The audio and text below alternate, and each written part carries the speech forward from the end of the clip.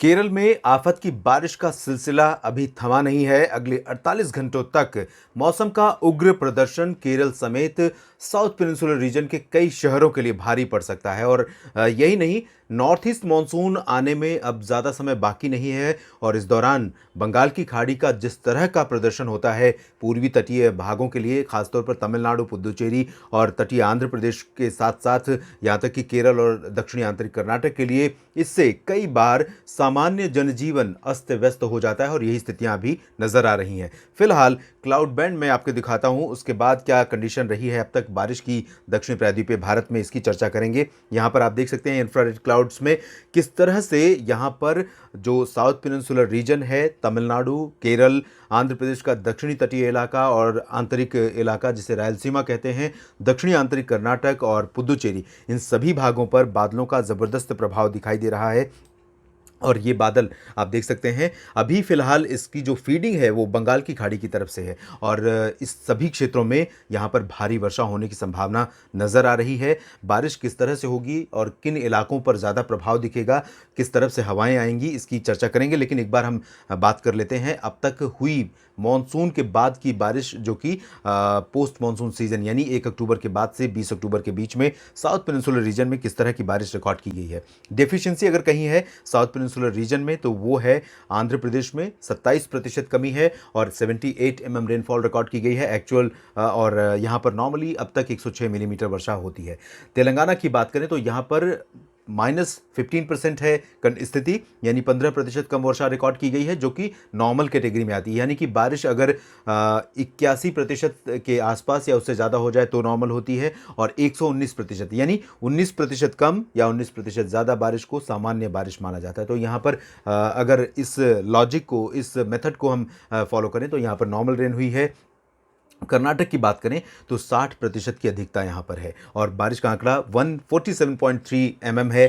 केरल की बात करें तो केरल में सामान्य से 135% ज़्यादा बारिश रिकॉर्ड की गई है और एक्चुअल रेनफॉल फिगर यहाँ पर है 453.5 मिलीमीटर, जबकि यहाँ पर अब तक होनी थी बारिश 192.7 मिलीमीटर। तो अंदाज़ा लगाइए, इतनी ज़्यादा बारिश के चलते ही केरल के तमाम इलाकों में, तमाम शहरों में जनजीवन अस्त व्यस्त हुआ है। लगभग, खबरों की अगर माने, मीडिया की खबरों की माने तो लगभग 40 लोगों की मौत हुई है और कई लोग घायल हुए हैं, कई अभी भी लापता हैं। जान के साथ साथ संपत्तियों का भी नुकसान बड़े पैमाने पर पहुंचा है लगातार होने वाली मूसलाधार बारिश के कारण। तमिलनाडु में बारिश हुई है 52% ज़्यादा, 148.5 मिलीमीटर यहाँ पर एक्चुअल रेनफॉल का फिगर है। और जो लक्षद्वीप का रीजन है और अंडमान व निकोबार, इन भागों में भी सामान्य से अधिक वर्षा रिकॉर्ड की गई है। और अब हम बात करते हैं कि किस तरह की बारिश अगले 2-3 दिनों के दौरान केरल समेत दक्षिणी प्रायद्वीपीय भारत के क्षेत्रों को प्रभावित करने वाली है। यहाँ आप देख सकते हैं कोझिकोड और कन्नूर समेत कोयम्बटूर और आसपास के जो इलाके हैं, यहाँ तक कि कोची और आसपास के तमाम हिस्सों में मूसलाधार वर्षा आज भी देखने को मिल सकती है। कई बांध खतरे के निशान के ऊपर, बांधों में पानी पहुंच गया है और यहाँ पर कई जगहों पर बांध खोल दिए गए हैं, जिसकी वजह से निचले इलाके जलमग्न हो गए हैं और लोगों का जीवन लगातार मुश्किलों में, चुनौती का सामना कर रहा है। लोगों को बड़ी मुश्किलें यहाँ पर आ रही हैं। अगर हम देखें आज की स्थिति और कल की, तो आज और कल केरल और तमिलनाडु के कई शहरों पर भीषण वर्षा हो सकती है। दक्षिणी आंतरिक कर्नाटक, हसन और बेंगलुरु, मैसूरू, इन सभी क्षेत्रों में भी कई जगहों पर मध्यम से भारी वर्षा रिकॉर्ड की जा सकती है। दावणगेरे में भी हो सकती है और मैंगलुरु में भी मध्यम से भारी वर्षा हो सकती है। तो कर्नाटक का दक्षिणी तटीय और दक्षिणी आंतरिक इलाका, केरल, तमिलनाडु का आंतरिक हिस्सा, इन सभी भागों में अगले 2-3 दिनों के दौरान मूसलाधार वर्षा होने की संभावना है। हालांकि केरल में कल से थोड़ा सा कह सकते हैं कि ब्रीदर वेदर रहेगा, यानी थोड़ी सी राहत दे सकता है अगले 2-3 दिनों के लिए। लेकिन मौसम पूरी तरह साफ नहीं होगा, बारिश की गतिविधियां पूरी तरह से बंद नहीं होंगी, बल्कि ऑन एंड ऑफ बारिश की गतिविधियां केरल में लगातार जारी रहेंगी, जिसकी वजह से चाहे हम बात करें कोचीन और त्रिवेंद्रम की साउथ में, या फिर हम सेंट्रल में अगर बात करें थ्रिसूर और वलपराई और आसपास के इलाकों की, इन सभी क्षेत्रों में कई जगहों पर मध्यम से भारी वर्षा रुक रुक कर होती होती रहेगी और कल के बाद जैसा कि मैंने बताया थोड़ा सा इंटेंसिटी रिड्यूस हो रही है, लेकिन मौसम सक्रिय बना रहेगा।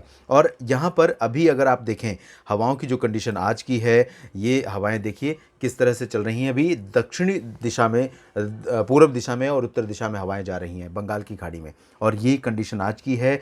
अगले 3-4 दिनों में, आज 20 अक्टूबर है, अगले 3-4 दिनों में सिचुएशंस बहुत तेज़ी से चेंज होंगी और 3-4 दिनों के भीतर ही जो मानसून है अभी मध्य भारत और पूर्वोत्तर भारत के आसपास ठिठका हुआ है पिछले कई दिनों से, 15 अक्टूबर से, उसके बाद से इसमें प्रोग्रेस नहीं हुई है। और अब अनुमान ये है कि 3-4 दिनों में ये पूरे देश से वापस लौट जाएगा और इसके वापस लौटते ही नॉर्थ ईस्टर्ली वेव्स यहाँ पर सेट होनी शुरू हो जाएंगी साउथ पेनिनसुलर रीजन में, एंटायर बे ऑफ बंगाल में। यहाँ आप देख सकते हैं 26 जब हम चलेंगे, अभी आप हवाएं देख रहे हैं कि इस तरह से जा रही हैं, और जब हम 25 और 26 के आसपास जाएंगे, देखिए हवाओं का रुख पूरा चेंज हो जाता है। तो ये हवाएं फिर से आनी शुरू हो जाएंगी, यानी कि साउथ पेनिनसुलर रीजन के वो इलाके जिन पर नॉर्थ ईस्ट मानसून का इम्पैक्ट रहता है, अब उन्हें कमर कस लेनी चाहिए, क्योंकि बारिश का एक प्रोलॉन्ग स्पेल धीरे धीरे शुरू होगा। नॉर्थ ईस्ट मानसून यहाँ पर सेट हो जाएगा 25-26 अक्टूबर के आसपास, और इसी की वजह से अगले 2 महीने तक ऑन एंड ऑफ बारिश का सिलसिला साउथ पेनिनसुलर रीजन में लगातार जारी रहता है। इसके बीच में कई बार बे ऑफ बंगाल पर स्ट्रॉन्ग वेदर सिस्टम बनते हैं, कई बार साइक्लोनिक स्टॉर्म बनते हैं, और इसकी वजह से साउथ पेनिनसुलर रीजन में चेन्नई, पुदुचेरी समेत कोस्टल रीजन जो है और साथ ही अन्य इलाके, इन सभी भागों पर व्यापक प्रभाव देखने को मिलता है। दक्षिण भारत के अपडेट के लिए इस बुलेटिन में अभी तक इतना ही। आप बने रहिएगा मौसम तक चैनल के साथ, और भी अपडेट और भी इंफॉर्मेशंस मैं शेयर करता रहूँगा आपसे। धन्यवाद।